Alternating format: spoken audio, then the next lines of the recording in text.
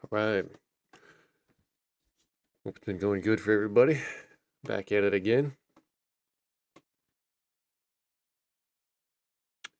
Evening, afternoon, morning, midnight, whenever you're watching this. Hair's going a little crazy, but that's all right. At least I have hair at this age. Most people don't. Winning. So, didn't really have too much to go over or talk about this time period, except the big story. Of course, you got the Masters going on this weekend, which I honestly I could care less about golf. So, if you're here for golf input or Masters take, it ain't for you. It ain't for me, man. Golf just isn't my game. No hate against it. It just doesn't do anything for me. But there was a story that did pop up this weekend dealing in college football. Tennessee, for people that don't know, Nico, they had a quarterback. He was a freshman, and he's now demanding $4 million. He's going into a sophomore season. $4 million, or else he won't stay at Tennessee, which at this point now he's entered into the transfer portal because Tennessee has said, um, we're not paying $4 million. And we are at the point of this NIL stuff that it is beginning to get out of hand and it is beginning to get ludicrous. As I've said before, NIL has officially and efficiently killed recruiting. Because any kid who's a 4-star or a 5-star, it's not going to stick around on the team that they either commit to or even sign with in that after that first season. If I'm a college coach, I'm unless the dude's a game changer, 4-star, 5-star kid, I'm targeting 3-star and 4-star kids and trying to get them coached up and ready to play on another level, because you have kids out there that are coming in asking for millions of dollars without even showing any proof on the field that you can play. High school is a great sport, high school football, to make a name for yourself in, but high school level is here, college is here, and pro is way the hell up there. And if you think that because you were the big kid, you were the big fish at your school or in your state or whatever in high school, that might not translate to college. It might not transfer to pros. And you have a lot of these kids now that just are demanding more. And some of us are parents and people that get in their ears, but it's just, we're getting to a point now to where, I think it's this week. It might have been last week. I don't know, when Congress was supposed to get together and see if they could do something about the NIL. I don't know if that's happened yet, but there needs to be some sort of um, retainer or some sort of limit put on this. I'll put a cap on what a player can get. Make it, 500,000 a year or something like that, and go from there. Um, but you're having coaches that are getting into it now, as Miami's coach, Cristobal, which say what you about Cristobal, but at least he's speaking out on it. We're not going to do that at Miami. And I say that without any hesitation. If anyone's thinking that, and they could be the best player in the world, if they want to play holdout, they might as well play get out. We don't want to do that. We don't want Miami to become that. Too many guys have sweated, bled, have laid on the line on that field to ever become that kind of a program. And I mean, that's the mentality you got to have as a coach. If you have a kid that comes in and they're like, this is the amount of money that I need to stay here, and you look at it and it's ridiculous. If I'm a coach, I'm good luck. Press your luck. See what you can find. There have been plenty of kids in the last couple years who decided to transfer because one, they thought they should be starting, or thought they should be making more money, or their parents told them that they could be starting here or there. and they left and they went to other schools and nothing, just nothing. And there's been plenty of them that have that transfer every year because it's just not working out for them. And it's one of those where I get that people are saying, hey, the kids should get their money, which is fine. But to make an 18-year-old and 19-year-old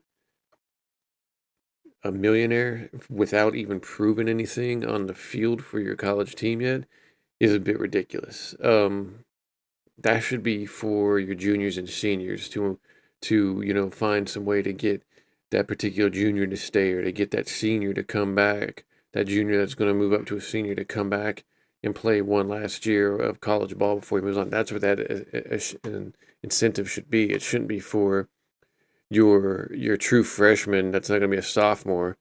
Which I mean, here's a throw wide open, overthrows him. Um, it's getting ridiculous. I mean, I was having a conversation with my friend because you got all these fans out there that, oh man, they get on the Twitter and the socials, go, oh, our team's recruiting this guy, your school sucks, I can't recruit this, you can't recruit that. Da, da. My response to that is, give it a few years, because more than likely half your team that you've signed is not going to be around after the first year for whatever reason, and most of them will be transfers. Most of them will leave. By the time you get to that second and third year, you're lucky if you have five of those guys left on that team from that year. So recruiting is just a complete mess. It's worthless now. What is recruiting now? If a kid can just decide, and I mean we've seen that in the last couple of years where a kid has signed and before even showing up on campus, or even after a month being on campus, decides nope, I'm entering the transfer portal. I'm out. We have to start putting some emphasis and some responsibility on these decisions. You can't just let a kid decide, oh well, I don't want to be here anymore because they're not paying me enough, or I don't think I'm going to start or whatever. Leaving that as a legitimate reason to leave. Now I get it. If you're going into your junior season or your senior season and you haven't started a lick or you haven't got any the play time that you expect, I understand that more if you're wanting to transfer than I do this kid who has done nothing, and is trying to get a money bag. And the thing is, some school will pay for him. Some school will. But if college football as a whole wanted to make a statement against NIL right now, no coach or no school would sign him. They would just leave him out in the open and force him to just go to some second tier school or whatever until just to show some sort of line has been drawn or some sort of line has been that can't be crossed. But it, we are no longer a college, like an academic. Um, Look at him run, run on. We're no longer. It's no longer an academic thing for college football. It's now pros. We are in pro ball as far as college football goes. Which I mean, that plus and minuses on that, and it's heading to. We're already heading to super conferences. I mean, the next 10 years, you're gonna have two super conferences. That is what it is. But we can't have this level of just I mean just like a wild west mentality where we're just letting it go. We're just letting anything happen. Um, Here's the coach. On the front end. Today's landscape of college football is different than what it has been. I mean now if this is legit and this is him talking because I think Tennessee had their spring game yesterday. And if I mean, this is what a coach should say in these situations when it's one of their players. Thank you, whatever. Have a good, go do your thing because that helps with bringing kids in, transfers and recruits. That you're not going to dog them on their way out, but you're going to get to a point at some point. Some coaches are going to have enough of this, and they're just going to let it fly, dude. Looking at Oklahoma State coach, looking at South Carolina's coach, those are dudes that just let it fly from time to time. And it's unfortunate. Just the situation and where we're at with Nico. I want to thank him for everything that he's done since he's gotten here.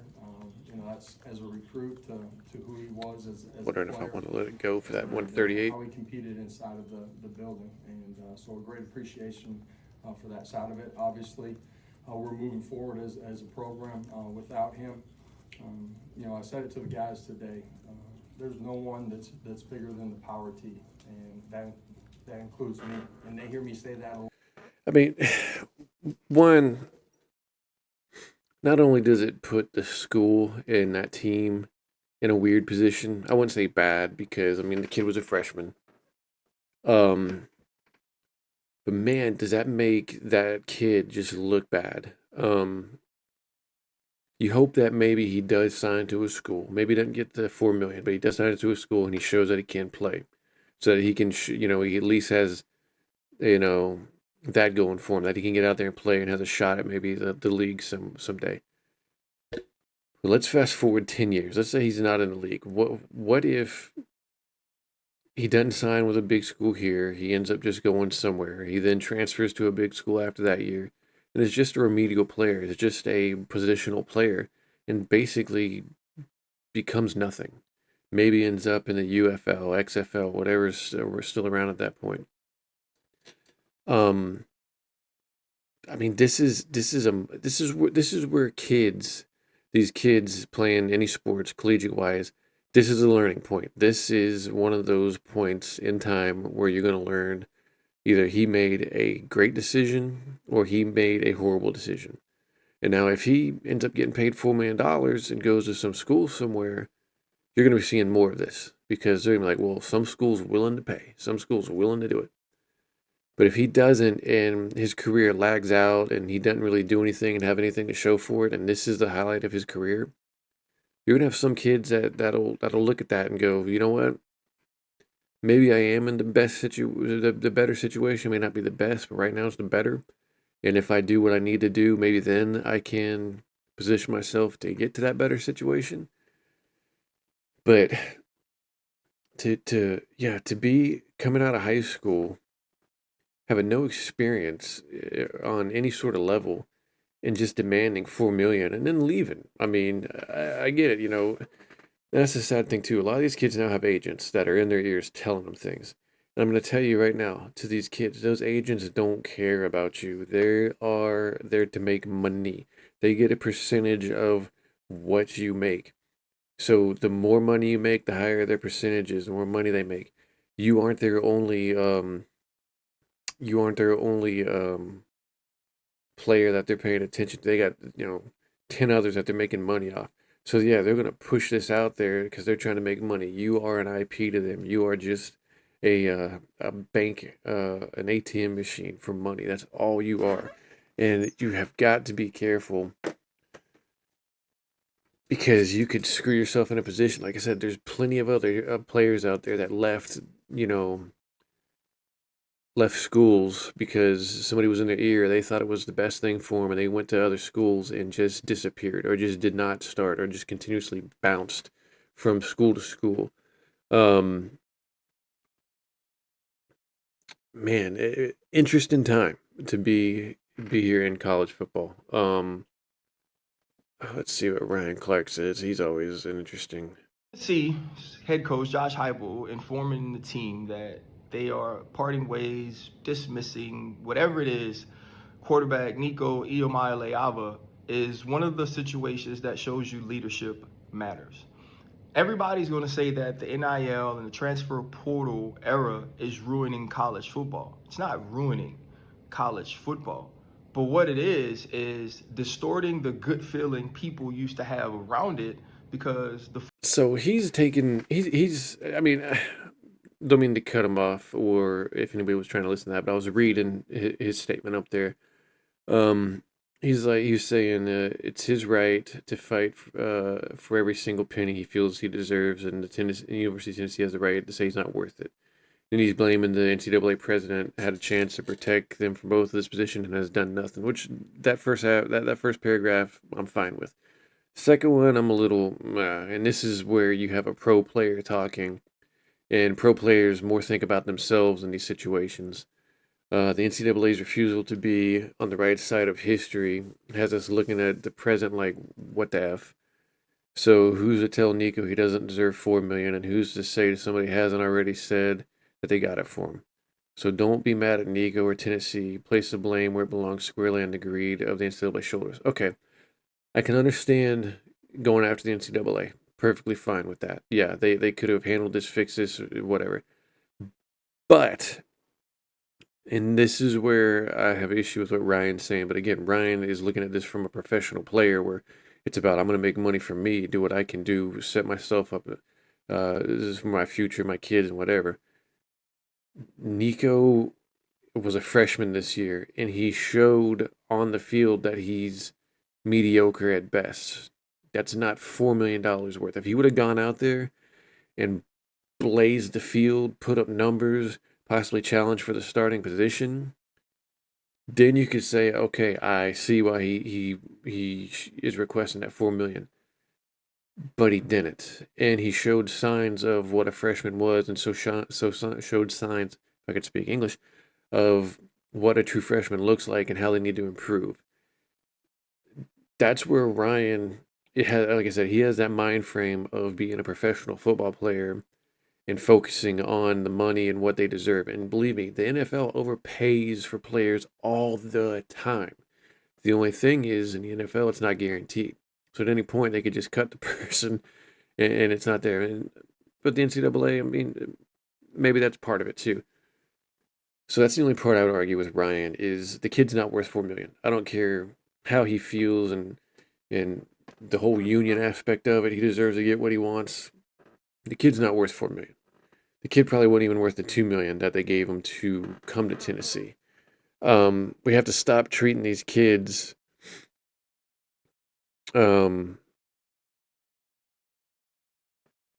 Stop treating these kids like they're already the best thing coming, when there's years and years of better players in front of them. This is funny. Go fuck yourself. We don't negotiate with terrorists. Funny movie, by the way, if anybody hasn't seen it. It's Tom Cruise.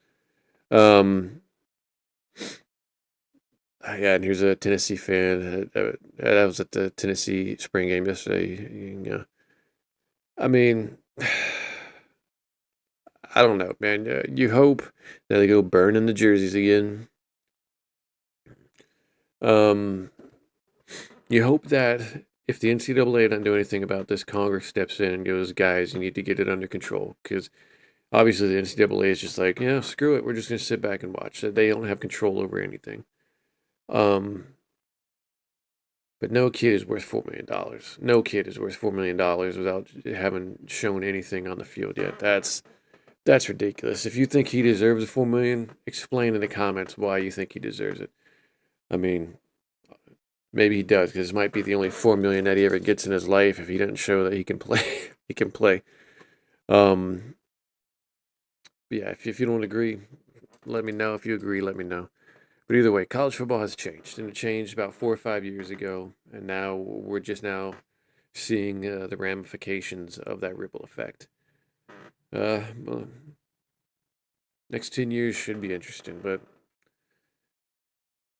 hopefully we'll all still be here. All right. Everybody take care of yourselves out there. Find that good earth indeed. Later.